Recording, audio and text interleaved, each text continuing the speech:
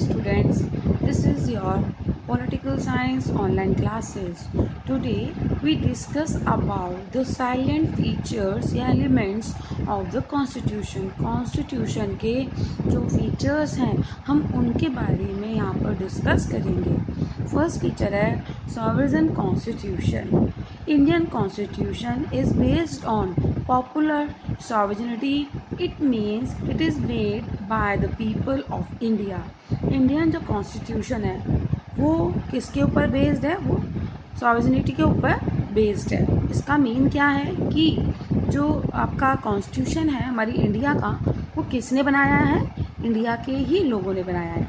People of the India, उन्होंने ही बनाया है इस कॉन्स्टिट्यूशन को. The ultimate power has been given to the people of India by the constitution. और constitution ने जो इंडियन पीपल हैं इनको अल्टीमेट पावर दी है. अल्टीमेट पावर दी है किसने दी है? कॉन्स्टिट्यूशन ने दी है. किसको दी है? इंडियन पीपल्स को दी है. The preamble of our constitution says, "We, the people of India, having solemnly resolved to constitute India into a sovereign and democratic republic." It means that people of India are the makers of the constitution. That means it has not been imposed by foreign powers. इसका mean है कि जो constitution maker हैं वो कौन है? वो India के ही लोग हैं. ठीक है, पीपल ऑफ द इंडिया हैं, वो ही हैं हमारे कॉन्स्टिट्यूशन के maker. That mean it has not been imposed by foreign power. Mean कि इम्पोज का मतलब कि किसी भी फॉरेन पावर ने हमारे ऊपर इसको थोपा नहीं है. इम्पोज का मीन थोपा नहीं है. ठीक है, क्योंकि इसको बनाया ही इंडियन पीपल ने है. तो किसी फॉरेन जो कंट्री है या फॉरेन पावर है उसने हम पे ये कॉन्स्टिट्यूशन थोपा नहीं है. नेक्स्ट है आपका preamble. The fundamental objectives and goal of the constitution mention in preamble of the constitution. अब देखिए प्रीएम्बल में क्या है? प्रीएम्बल में है ऑब्जेक्टिव्स हैं और गोल्स हैं हमारी कॉन्स्टिट्यूशन के. प्रीएम्बल में क्या लिखा हुआ है? हमारे कॉन्स्टिट्यूशन के ऑब्जेक्टिव्स लिखे हैं और गोल मेंशन किया हुआ है. ठीक है, और देखिए के.एम. मुंशी हैं, उन्होंने हमारे इस प्रीएम्बल को क्या कहा है? KM. Munshi has called it का मीन यहाँ पर प्रीएम्बल से है. इट का मीन यहाँ पर प्रीएम्बल से है. तो it that the preamble is the political horoscope. देखिए ये बीच में आप पॉलिटिकल और लगा देना. Political horoscope of the constitution. इन दो वर्ड्स को और ऐड कर लेना अपने नोट्स में. ठीक है, doctor KM. Munshi has called it का मीन है preamble. That the preamble is the political horoscope of the constitution. Preamble क्या है? हमारे कॉन्स्टिट्यूशन का पॉलिटिकल हॉरोस्कोप है. हॉरोस्कोप का मतलब होता है कुंडली. कुंडली दिखाते हैं ना अपन, है ना, पंडित जी को, वो ही है. तो पॉलिटिकल हॉरोस्कोप किसने कहा है?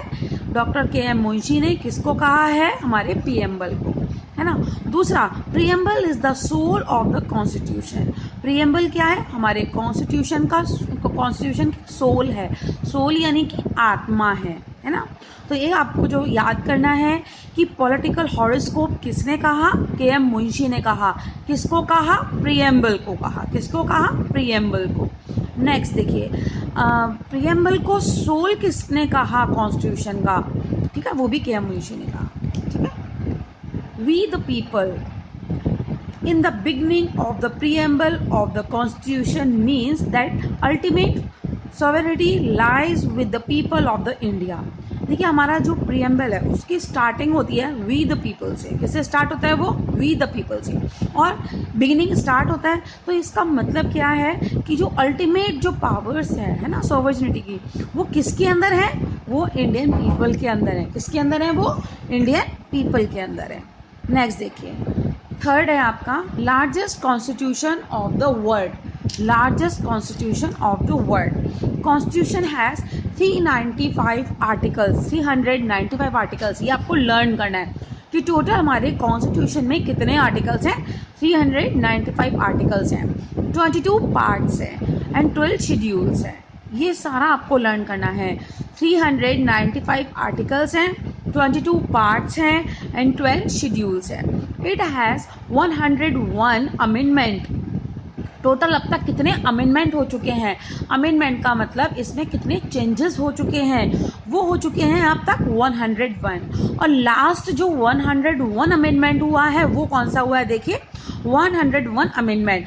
This amendment related to goods and service tax.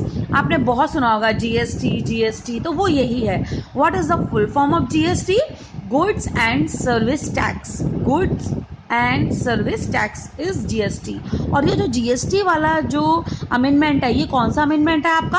101, और which was signed by president in September 2016। और ये जीएसटी वाला जो अमेंडमेंट है ये कब साइन किया था हमारे प्रेसिडेंट ने? 2016 में इसको साइन किया था।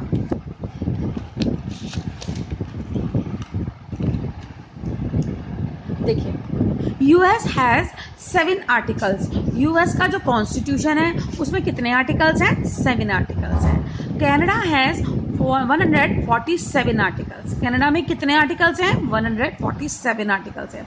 ऑस्ट्रेलिया का जो कॉन्स्टिट्यूशन है उसमें कितने आर्टिकल्स हैं? 128 आर्टिकल्स हैं। और साउथ अफ्रीका का जो कॉन्स्टिट्यूशन है उसमें कितने आर्टिकल्स हैं? उसमें 153 आर्टिकल्स हैं। ये सब आपको याद करने हैं। यूएस का जो कॉन्स्टिट्यूशन है उसमें 7 आर्टिकल्स हैं। कनाडा में 147 आर्टिकल्स हैं। ऑस्ट्रेलिया में 128 आर्टिकल्स हैं। साउथ अफ्रीका का कॉन्स्टिट्यूशन उसमें 153 आर्टिकल्स हैं। देखो यूएस 7, कनाडा 7 2 जा 14, ओके।